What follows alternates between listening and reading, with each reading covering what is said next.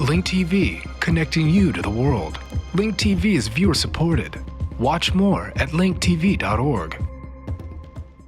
I want to talk briefly about women and a one-way street when it comes to, because a lot of the stories that make their way to the Western press have to do with disproportionate punishment for shared crimes that have to do with sex and the marriage bond, men getting away scot-free while women are dealt harsh penalties.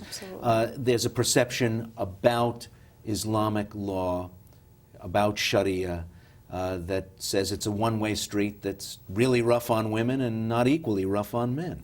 Well, that's actually where I can very confidently say there's just simply a misconception. There's no nuance there. If you look at the Quran, I mean, just basic verses that talk about these severe punishments, they're very clear in their men and women, and they're completely equal in terms of the punishments when they're dealt, when they are supposed to be applied, which is supposed to be close to never, are supposed to be equally applied to men and women alike, which is in contrast actually to traditional law and other faith traditions.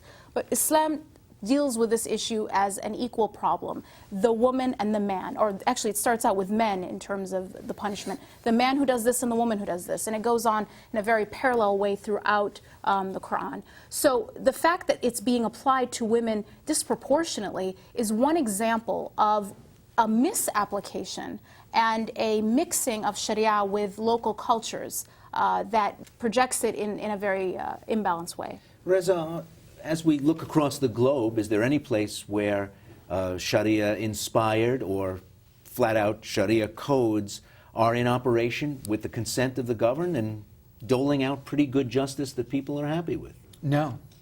No, as a matter of fact, that's not the case at all. In many Muslim and Arab countries, Sharia is on the books, but it's just simply ignored.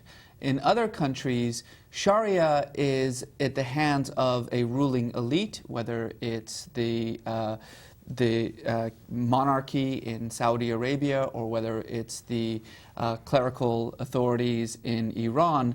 But these laws, these rules are by no means voted on by the population of either Saudi or Iran.